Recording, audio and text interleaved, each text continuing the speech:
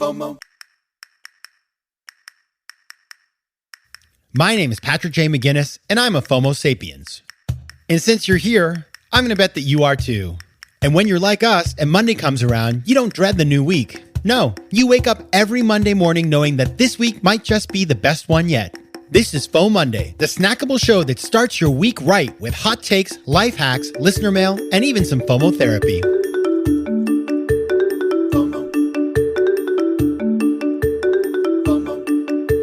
Welcome to another episode of FOMOnday, the snackable companion to FOMO Sapiens. And of course, we will have a brand new episode of FOMO Sapiens coming to you on Thursday, but it's FOMOnday. Happy FOMOnday. Best day of the week, right? And I am your host, Patrick J. McGinnis, venture capitalist by day, author and podcaster by night, and FOMO Sapiens 24/7. It's funny I say that as I'm saying that, I'm thinking FOMO Sapiens or FOMO Sapien, because people ask me that all the time. Why is it not FOMO Sapien? But it's kind of like Homo sapiens. You don't say there's just one Homo sapien over there. You say Homo sapiens because that is Latin.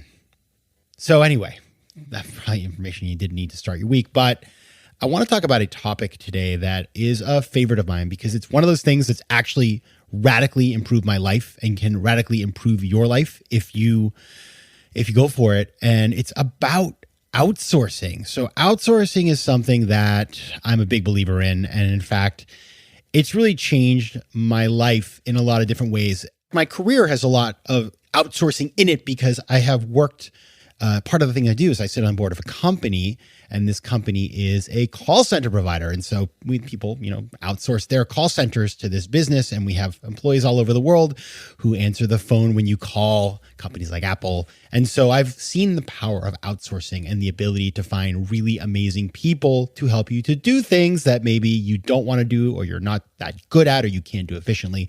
And you can bring that concept into your day-to-day life. And I'll tell you how you can do it. There is an idea that I talk about in my FOMO book that came out last year, and I've talked about it in my TED Talk, and it's about outsourcing decision-making. And if you haven't seen either of those two, I want to talk about those today because I think that they are actually some of the most, helpful things that I've ever talked about in my career, talking about all the things that I talk about. And here's how it works. So listen, the way that I see the world, there are really three types of decisions that we make. There are high-stakes decisions, low-stakes decisions, and no-stakes decisions. Now, high-stakes decisions are things like who you're going to marry, where you're going to go to school, what you're going to do for a living. I mean, they're things that really matter, and you need to, think about them very carefully and agonize over them and all the other things that we do when we're dealing with major life decisions. It's stuff that you just can't outsource. You can get help, but you can't outsource. However, low-stakes and no-stakes, they don't really matter. And when I say low stakes, no stakes, let me explain exactly what the difference is between the two. A low stakes decision is something that does require some thought. There is some sort of criteria. There are maybe financial criteria. There may be utility criteria. Like, for example, if you're buying a television, you want to decide exactly what it's going to have in terms of its features. But it's something that, you're not going to really remember deciding in a couple of months or so. So it's not, where am I going to live? It's what am I going to get for a new printer? And if you get it wrong, you're going to be annoyed. So you want to get it right, but it's not going to change your life. A no stakes decision is something that you won't remember having decided in a couple of days. Like if you can tell me what you had for lunch last Wednesday and then tell me about your decision-making process, I'd be very impressed. I can't remember what I had for lunch today. So actually, I made soup, but it's hard for me to remember these things. So that for me is a no stakes decision. It's something that literally no financial implications, no life implications. You're not going to remember it anyway. Doesn't really matter. The problem is that, of course, these are not the same for everybody. So if you're diabetic or you have a food allergy, eating is a really big deal for you. That's not a no stakes decision. That is probably a high stakes decision a lot of the time. So you have to think about that kind of stuff. But in general, those types of things, those are the things where they don't really matter, but we spend way too much time thinking about them, right? I mean, I can think about, now that I do this, what I'm going to teach you, I don't really think about these things, but I remember myself agonizing over should I go to the gym and then go to the library in college, or should I go to the library and then go to the gym? And I got to tell you, I mean, it was you would think that I was dealing with a national crisis. And so that's why today I am going to give you the tools and the methodology that you need to outsource your decision making. FOMO. FOMO. All right, let's get going. Let's start with no stakes decisions. Again, I just explained this to you, so I'm not going to belabor the point, but you're not going to remember it in a couple of days. What do? Well, I'm going to take you back to the 90s. Some of you may not be able to go back there because you weren't around, but for those of you who were alive in the 90s, let's go back to my sophomore year in college at Georgetown University. I am talking to my friend Francesca, and I am agonizing over, shall I go to the gym or the library, in what order? And I didn't know what to do. And she said to me, Patrick, you should ask your watch. And I was like, why? What does that mean? And she said, what I do when I try to make a decision like that, which is like an either or, yes, no, this or that, is I look at my watch and the left half of the watch will be one thing and the right will be the other. And I look down at it, and depending on where the little hand is that's moving, at that moment, where it is going to tell me what I do. So that is exactly what I did. I said, okay, library first on the left, gym first on the right. Look down at it. I don't remember what it said, but that became a tool that I started to use on a daily basis. And I, to this day, all these years later, use it all the time. Seriously, like what to have for lunch. Should I have another cup of coffee? Should I take a nap or go for a run? I mean, you name it. And what's so amazing about it is I have never, ever gone back on what the watch said. So like, I'm not asking the watch, like, you know, for like serious life advice, because that would be messed up. It has to be something that you can easily reverse, right? But I have never in my entire adult life gone against what the watch said. I just feel like it'd be bad juju. I don't want to mess around with that stuff. So I am not going to do it. But it has made my life really easy because, like, say, for example, I'm like, should I go for a run today? I'm like, I don't know. Sitting on my couch, I ask the watch says yes. I just get up and I go for a run. If it says no, I take a nap. And so the watch kind of just, it's outsourcing to the universe. You don't have to use a watch. You can use your phone. I also do this where, like, is it an even time on my phone or an odd time? If it's even, do this. If it's odd, do that. So it's 7:06 or 7:05, boom, done. It's really easy. I mean, it's sort of like rolling dice, right? And so, you know, it is a wonderful strategy. I tell everybody about it that I can, and people use it and it changes their life. So I want you to use it. It's really amazing. And if you use it and it's successful, what happens is, like, recently I had something I couldn't decide, and I was talking to my mom and she was like, just ask the watch. And I did, and I was all set. So that is the no stakes decision-making outsourcing strategy. Low stakes is the next one. So low stakes, again, is things where you have some criteria. And so this is, you know, the kind of things that I, in my own life, think about for this are, you know, restaurant reservations, food choices at a restaurant, clothing, buying clothing, which is just like, oh, it's hard. And I just never really know.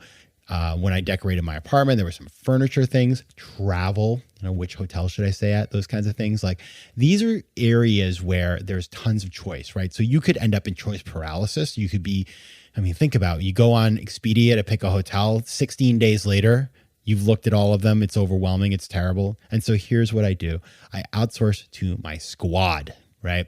The squad is the group of people I know who have a passion, a knowledge, an interest in a particular area, and that can advise me. And I don't just say, like, pick a hotel and then, you know, it's like, then they're like, well, okay, you stay the Four Seasons, it's only $4,000 a night. No, not that. But I'll say, listen, this is my budget. This is the area I want. What do you think? Can you recommend? And somebody who really loves travel, they may just do it for you. And so this is what I do. And let me give you a great example. So a couple of years ago, the FOMO Sapiens team said that I dressed badly. They said I dressed kind of nerdy. And I was like, this is not nerdy. This is very, very fashionable in the world of private equity. And they were like, nah. And so I realized maybe I needed to refresh my look. And so I called two people who I knew could help me. First, I called my friend Vanessa, and Vanessa works in the fashion world. She's a superstar. She now works at a company called Zadig & Voltaire, and she just has good fashion. And she, at the time, worked for a company called Rag & Bone, and she took me shopping, and she it was kind of like an 80s movie montage where like I go in the dressing room and try something out and come out and she shake her head no. And then I try something else. She shake her head yes. But I ended up going with her and she helped me to pick out some new stuff and it was great. And then my friend Dan, similarly, he just has good taste. So, I will ask him, I say like, I need a new pair of, a new pair of boots for the winter. And he just knows and he'll say, get these. And then, they're always great. And so they're my go-tos. Like I haven't chosen clothing in a really long time. Now I kind of have better instincts because they taught me through all their choices, but it just makes life way easier. And it also helps you discover new things because it's sort of like, okay, I'm breaking out, Vanessa just took me shopping again and she chose some stuff that I would have never tried, right? It was a little outside of the comfort zone, but it's nice stuff. And seems to be going over just fine so far. And so, again, it's just like getting that person to help you. Similarly, when I bought a new computer monitor, I asked somebody who just knows about these things, like, what do you think? And sent me a list of a bunch of stuff and I was good to go. And so, I do that all the time with reservations. Like I never pick a restaurant. I always just say to the person, like, what do you think we should do? And then when I get to the restaurant, I ask the server, what are the best things on the menu? Because I eat everything. And so more and more and more, I've stopped making decisions. And you know what I've learned? I'm happier. Because I don't waste my time on these things. It just, the decision gets made. I end up being really happy. And when something does really matter to me, like for example, I'm obsessive about writing. Like when I write, something, I want it to be just perfect. I wouldn't outsource that. I never outsource writing. Writing is so personal to me. It has to be Patrick's way and perfect and all sort of stuff. So, that's the kind of, like I could never have a ghostwriter. I think I would not be a happy person when I read it. So that's how I do it. Low stakes, you outsource it to your squad. No stakes, you outsource it to the universe. And I got to tell you, it really makes a difference. And the other cool thing is you can help other people. You can be their squad, right? And so people can come to you and say, hey, Patrick, I mean, people call me for these kinds of things. Like they're like, can you help me decide on travel stuff? Because I've traveled a bunch. And so I'm really good at advising people on where they should go on their holiday. And so that's what we do.